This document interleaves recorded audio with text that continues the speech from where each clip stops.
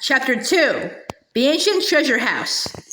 This wasn't a garden, said Susan presently. It was a castle, and this must have been the courtyard. I see what you mean, said Peter. Yes, that is the remains of a tower, and there's what used to be a flight of steps going up to the top of the walls. And look at those other steps, the broad, shallow ones, going out to that doorway. It must have been the door into the great hall. Ages ago, by the look of it, said Edmund. Yes, ages ago, said Peter. I wish we could find out who the people were that lived in this castle and how long ago. It gives me a queer feeling, said Lucy. Does it, Lou? Said Peter, turning and looking hard at her. Because it does the same to me. It is the queerest thing that has happened this queer day. I wonder where we are and what it all means. While they were talking, they had crossed the courtyard and gone through the other doorway into what had once been the hall. This was now very like the courtyard, for the roof had long since disappeared, and it was merely another space of grass and daisies, except that it was shorter and narrower, and the walls were higher. Across the far end, there was a kind of terrace about 3 feet higher than the rest. I wonder, was it really the hall? Said Susan. What is that terrace kind of thing? Why, you silly, said Peter, who had become strangely excited. Don't you see? That was the dice where the high table was, where the king and the great lord sat. Anyone would think you had forgotten that we ourselves were once kings and queens and sat on a dice just like that in our great hall. In our castle of Cair Paravel, continued Susan in a dreamy and rather sing-song voice. At the mouth of the great river of Narnia. How could I forget? How it all comes back, said Lucy. We could pretend we were in Cair Paravel now. This hall must have been very like the great hall we feasted in. But unfortunately, without the feast, said Edmund, it's getting late, you know. Look how long the shadows are. And have you noticed that it isn't so hot? We shall need a campfire if we got to spend the night here, said Peter. I've got matches. Let's go and see if we can collect some dry wood. Everyone saw the sense of this, and for the next half hour they were busy. The orchard through which they had first come into the ruins turned out not to be a good place for firewood. They tried the other side of the castle, passing out of the hall by a little side door into a maze of stony humps and hollows, which must once have been passages and smaller rooms, but was now all nettles and wild roses. Beyond this, they found a wide gap in the castle wall and stepped through it into a wood of darker and bigger trees, where they found dead branches and rotten wood and sticks and dry leaves and fir cones in plenty. They went to and fro with bundles until they had a good pile on the dice. At the 5th journey, they found the well just outside the hall, hidden in weeds, but clean and fresh and deep when they had cleared these away. The remains of a stone pavement ran halfway round it. Then the girls went out to pick some more apples, and the boys built a fire on the dice and fairly close to the corner between 2 walls, which they thought would be the snuggest and warmest place. They had great difficulty in lighting it and used a lot of matches, but they succeeded in the end. Finally, all 4 sat down with their backs to the wall and their faces to the fire. They tried roasting some of the apples on the ends of sticks, but roast apples are not much good without sugar, and they are too hot to eat with your fingers, so they are too cold to be worth eating. So they had to content themselves with raw apples, which, as Edmund said, made one realize that school suppers weren't so bad after all. I shouldn't mind a good thick slice of bread and margarine this minute, he added, but the spirit of adventure was rising in them all, and no one really wanted to be back at school. Shortly after the last apple had been eaten, Susan went out to the well to get another drink. When she came back, she was carrying something in her hand.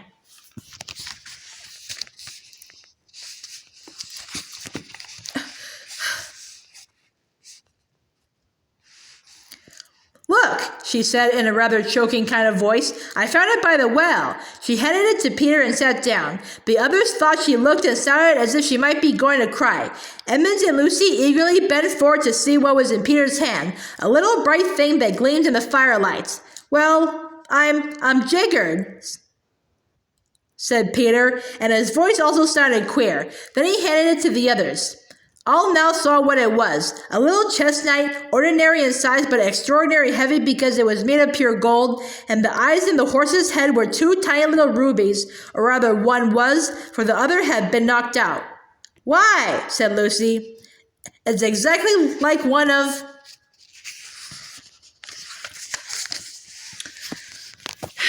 the golden chessmen we used to play with when we were kings and queens at Cair Paravel. Cheer up, Sue, said Peter to his other sister. I can't help it, said Susan. It brought back, oh, such lovely times. And I remember playing chess with fauns and good giants, and the mer people singing in the sea, and my beautiful horse, and... Now, said Peter in a quite different voice, it's about time we four started using our brains. What about? Asked Edmund. Had none of you guessed where we are? Said Peter. Go on, said Lucy. I felt for hours that there was some wonderful mystery hanging over this place. Fire ahead, Peter, said Edmund.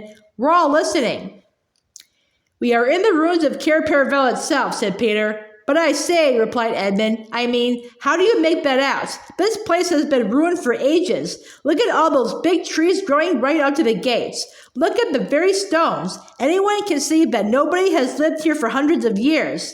I know, said Peter. That is the difficulty. But let's leave that out for the moment. I want to take the points one by one. First point. This hall is exactly the same shape and size as the hall of Cair Paravel. Just picture roof on this, and a colored pavement instead of grass, and tapestries on the walls, and you get a royal banqueting hall.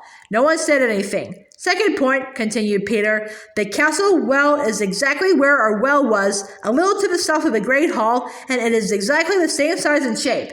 Again, there was no reply. Third point, Susan has just found one of our old chessmen, or something as like one of them is 2 peas.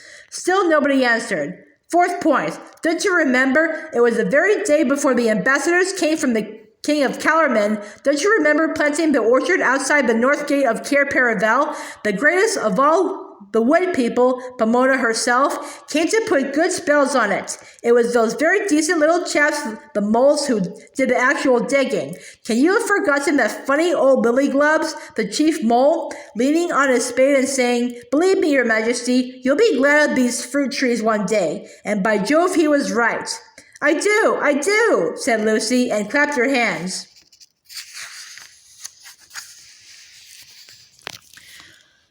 But look here, Peter, said Edmund, this must be all rot. To begin with, we didn't plant the orchard slap up against the gate. We wouldn't have been such fools.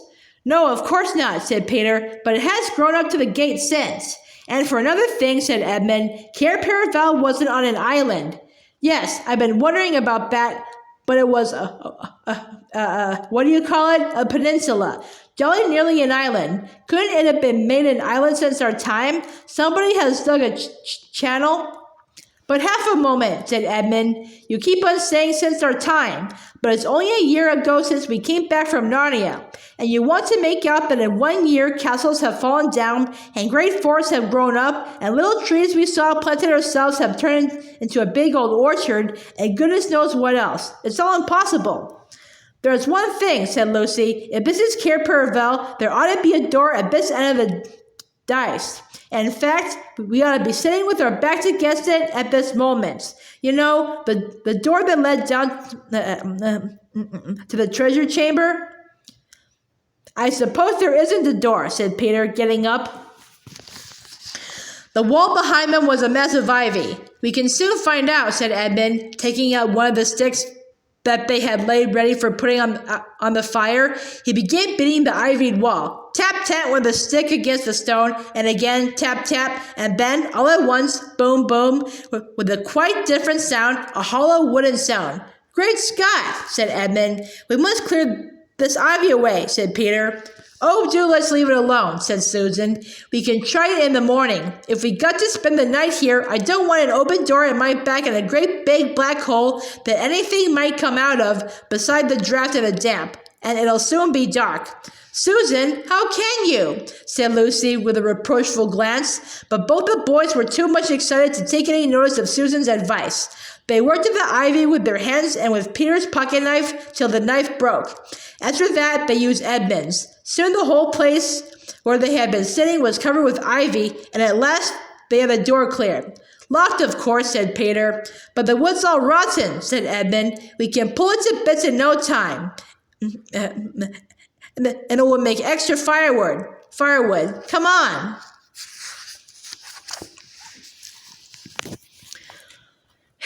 It took them longer than they expected, and before they had done, the great hall had grown dusky and the first star or two had come out overhead. Susan was not the only one who felt a slight shudder as the boys stood above the pile of splintered wood, rubbing the dirt off their hands and staring into the cold, dark opening they had made. "Now for a torch," said Peter. "Oh, what is the good?" said Susan, and as Edmund said, "I'm not saying it now," Edmund interrupted. "I still don't understand, but we can settle that later. I suppose you're coming down, Peter?" "We must," said Peter. "Cheer up, Susan. It's no good behaving like kids now that we are back in Narnia. You're a queen here, and anyway, no one could go to sleep with a mystery like this on their minds." They tried to use long sticks as torches, but this was not a success. If you held them with the lighted end, they went out, and if you held them the other way, they scorched your hand and the smoke got in your eyes. In the end, they had to use Edmund's electric torch. Luckily, it had been a birthday present less than a week ago, and the battery was almost new. He went first with the light. Then came Lucy, then Susan, and Peter brought up the rear. "I've come to the top of the steps," said Edmund. "Count them," said Peter. 1, 2, 3, said Edmund, as he went cautiously down, and so up to 16. "And this is the bottom," he shouted back. "Then it really must be Cair Paravel," said Lucy. There were 16. Nothing more was said till all four were standing in a knot together at the foot of the stairway. Then Edmund flashed his torch slowly round.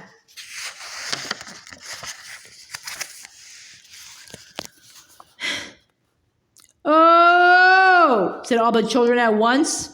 For now all knew that it was indeed the ancient treasure chamber of Cair Paravel, where they had once reigned as kings and queens of Narnia. There was a kind of path up the middle, as it might be in a greenhouse, and along each side at intervals stood rich suits of armor, like knights guarding their treasures. In between the suits of armor, and on each side of the path, were shelves covered with precious things, necklaces and arm rings and finger rings and golden bowls and dishes and long tufts of ivory, brooches and coronets and chains of gold, and heaps of unset stones lying piled anyhow as if they were marbles or potatoes, diamonds, rubies, carbuncles, emeralds, topazes, and amethysts. Under the shelves stood great chests of oak strengthened with iron bars and heavily padlocked, and it was bitterly cold and so still that they could hear themselves breathing, and the treasures were so covered with dust that unless they had realized where they were and remembered most of the things, they would hardly have known they were treasures. There was something sad and a little frightening about the place, because it all seemed so forsaken and long ago. That was why nobody said anything for at least a minute. Then, of course, they began walking about and picking things up to look at. It was like meeting very old friends. If you had been there, you would have heard them saying things like, "Oh, look! Our coronation rings. Do you remember first wearing this? Why, this is the little brooch we all thought was lost. I say, isn't that the armor you wore in the great tournament in the Lone Islands? Do you remember the dwarf making that for me? Do you remember drinking out of that horn? Do you remember? But suddenly Edmund said, "Look here, we mustn't waste the battery. Goodness knows how often we shall need it. Hadn't we better take what we want and get out again?" "We must take the gifts," said Peter. For long ago at a Christmas in Narnia, he and Susan and Lucy had been given certain presents which they valued more than their whole kingdom. Edmund had had no gift because he was not with them at the time. This was his own fault, and you can read about it in the other book. They all agreed with Peter and walked up the path to the wall at the far end of the treasure chamber, and there, sure enough, the gifts were still hanging. Lucy's was the smallest, for it was only a little bottle, but the bottle was made of diamond instead of glass, and it was still more than half full of the magical cordial which would heal almost every wound and every illness. Lucy said nothing and looked very solemn as she took her gift down from its place and slung the belt over her shoulder and once more filled the bottle at her side where it used to hang in the old days. Susan's gift had been a bow and arrows and a horn. The bow was still there and the ivory quiver full of well-feathered arrows, but, "Oh, Susan," said Lucy, "where's the horn?" Oh, bother, bother, bother, said Susan after she had thought for a moment. I remember now. I took it with me the last day of all, the day we went hunting the white stag. It must have got lost when we blundered back into the other place. England, I mean. Edmund whistled. It was indeed a shattering loss, for this was an enchanted horn, and, whenever you blew it, help was certain to come to you wherever you were. Just the sort of thing that might come in handy in a place like this, said Edmund. Never mind, said Susan. I've still got the bow, and she took it. Won't the string be Paris, Sue? Said Peter.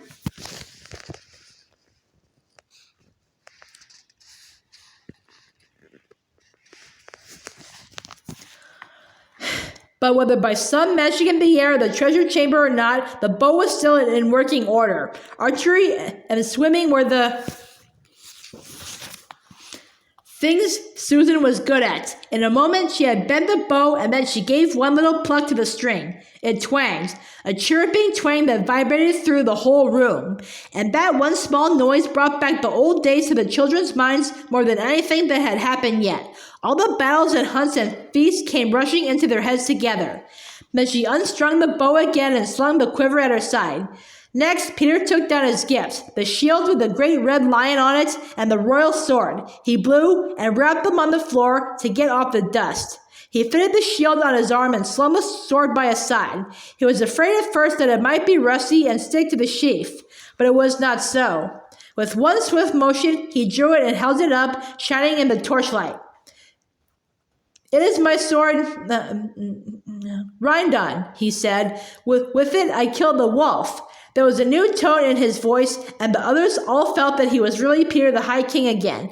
Then, after a little pause, everyone remembered that they must save the battery. They climbed the stair again and made up a good fire and lay down close together for warmth. The ground was very hard and uncomfortable, but they fell asleep in the end.